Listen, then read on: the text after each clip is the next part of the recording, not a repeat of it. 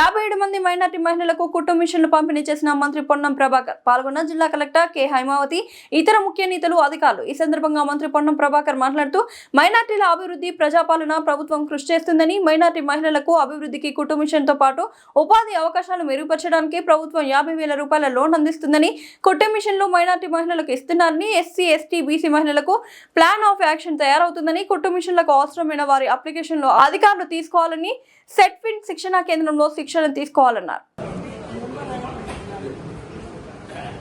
సోదరి మహిళలకు కుటుంబ మిషన్ల పంపిణీ కార్యక్రమానికి విచ్చేసినటువంటి గౌరవ స్థానిక శాసనసభ్యులు మరియు రాష్ట్ర కుటుంబ మిషన్లు అంటే మన యొక్క స్వయం ఉపాధి సొంత కాలంపై నిలబడి స్వయం ఉపాధి పొందాలన్న ఉద్దేశంతో తెలంగాణ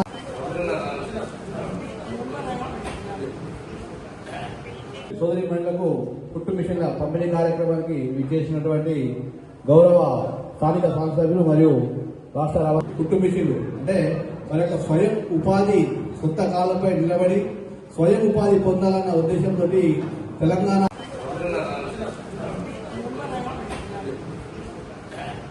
సోదరి మహిళలకు కుటుంబ మిషన్ల పంపిణీ కార్యక్రమానికి విచ్చేసినటువంటి గౌరవ స్థానిక శాసనసభ్యులు మరియు రాష్ట్ర కుటుంబ మిషన్లు అంటే మన యొక్క స్వయం ఉపాధి సొంత కాలంపై నిలబడి స్వయం ఉపాధి పొందాలన్న ఉద్దేశంతో తెలంగాణ ఒక్కరు కూడా ఇయ్యలేదు. కానీ ప్రజాపాలన ప్రభుత్వం మీ ఆశీర్వచనంతో నేను ఎమ్మెల్యే అయిన తర్వాత, మా కాంగ్రెస్ ప్రభుత్వం ఏర్పడ్డ తర్వాత ఇవాళ రాష్ట్ర వ్యాప్తంగా నియోజకవర్గానికి 3,500 ఇల్లు ఇస్తున్నాం. 173 ఊర్లు ఉన్నాయి. ప్రతి ఊర్లో ఇవాళ ఇందిరమ్మ ఇల్లు ఇచ్చినాం. ఇవాళ హుస్నాబాద్ టౌన్ లో 171, అలా 165 పైన ఇల్లు కట్టుకున్నారు. ఇవాళ 372 ఇల్లు రేపు అందరు ముగ్గు పోసుకొని ఫోటోలు అప్లోడ్ చేయాలి. మీకు వెంటనే ఉచిత ట్రాక్టర్లో ఫ్రీ, అంటే ఉచిత ట్రాక్టర్ కిరాయి కట్టుకోవాలి, కానీ ఉచిత ఫ్రీగా ఇచ్చే విధంగా ప్రతి ఇంటికి 8 ట్రాక్టర్లు ఉచికిస్తారు. ఇలా ఇందిరమ్మ ఇల్లు అంటే మనం వెనకటికి సామెత ఉంది, ఇల్లు కట్టి చూడు పెళ్లి చేసి చూడాలి. ఇవాళ మీరందరూ కూడా హుస్నాబాద్ యొక్క సొంత ఇంటి వారైతే ఉన్నందుకు నాకు చాలా సంతోషంగా ఉంది. మీ అందరూ హృదయపూర్వకంగా అభినందనలు తెలియజేస్తా ఉన్నా. సరే మరి వాళ్ళకి ఇచ్చినావు, నాకు కూడా ఇల్లు కావాలి కదా, నాకు అర్హత ఉన్నది అనేటువంటి వాళ్ళు ఉన్నారు ఇక హుస్నాబాద్ లో. మొత్తం మందికి అందరికి వచ్చినాయి, ఎవరికి ఇచ్చేది లేదని నేను అంటలే. కానీ ఒకటేసారి ఇవ్వలేం కదా.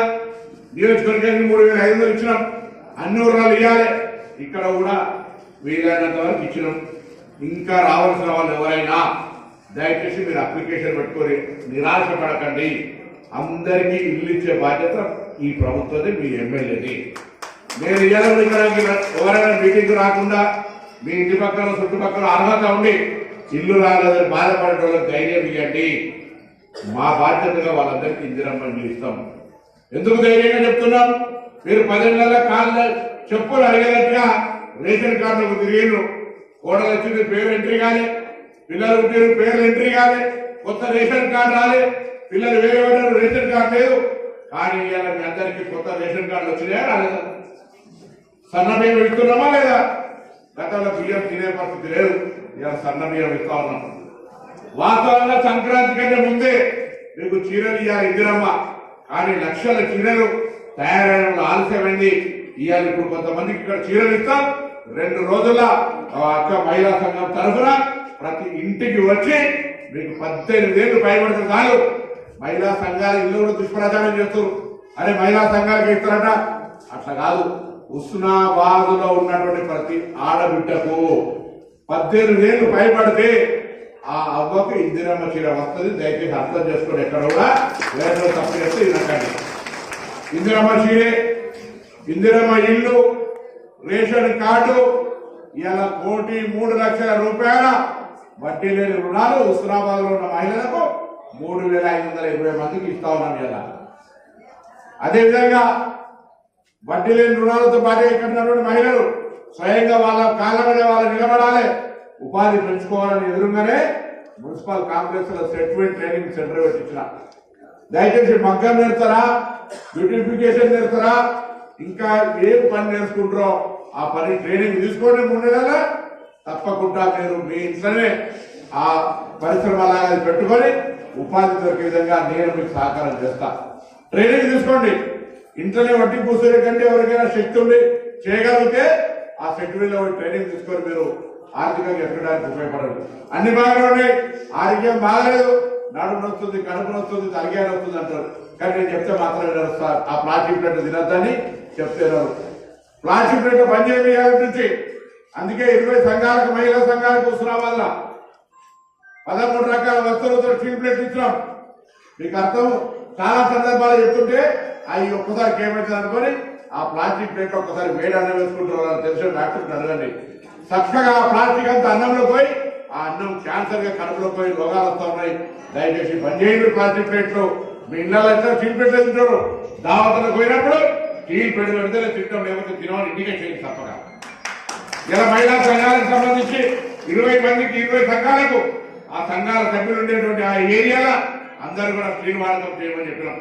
హుస్నాబాద్ మొత్తం 540 హోటల్ ఉంటే 540 హోటల్లో ప్లాస్టిక్ గ్లాసుల వద్దని చాయ్ గ్లాసులు ఇచ్చిన స్టీలు ఫ్రీగా. ఎందుకు ఇచ్చినా ఈ హుస్నాబాద్ అందరూ కూడా ఆరోగ్యంగా ఉండాలి. ఆరోగ్యంగా ఉండాలంటే దావారం సిద్దిపేట వాళ్ళ, కరీంనగర్ వాళ్ళ, హన్మకొండ వాళ్ళ అంటే ఇక్కడనే 250 పడకల ఆసుపత్రి, 6 అంతస్తులతోటి అన్ని రకాల సౌకర్యాలతో కట్టుడు శురువైంది. ఏడాది నెలల హుస్నాబాద్నే ఆ 250 పడకల ఆసుపత్రి, పీజీ డాక్టర్లు ఎంబీబీఎస్ అయిపోయిన వాళ్ళు ఇక్కడ చదువుకోవడానికి, మనకు పరీక్షలు చేయడానికి ఉండేట్టుగా పీజీ కాలేజ్ వచ్చింది. అలా అవును, అన్ని మంచిగా ఉన్నాయి. మరి ఎప్పుడైనా డ్యామ్ ఎల్లమ్మ చెరువు పోతే ఎట్లా అంటే ఎల్లమ్మ చెరువు ఎట్లయితుందో మీరు చూసి మన బతుకమ్మ ఆడేది. ఎల్లమ్మ గుడి కావచ్చు, ఎల్లమ్మ చెరువు కావచ్చు, పోగా ఈ రోడ్డు టైట్ ఉందంటే ఈ రోడ్డు అంతా కూడా సెంట్రల్ లైటింగ్ పెట్టి ఇక్కడ నుంచి ఎల్లమ్మ చెరువు దాకా పెద్దగా చేస్తా ఉన్నాం.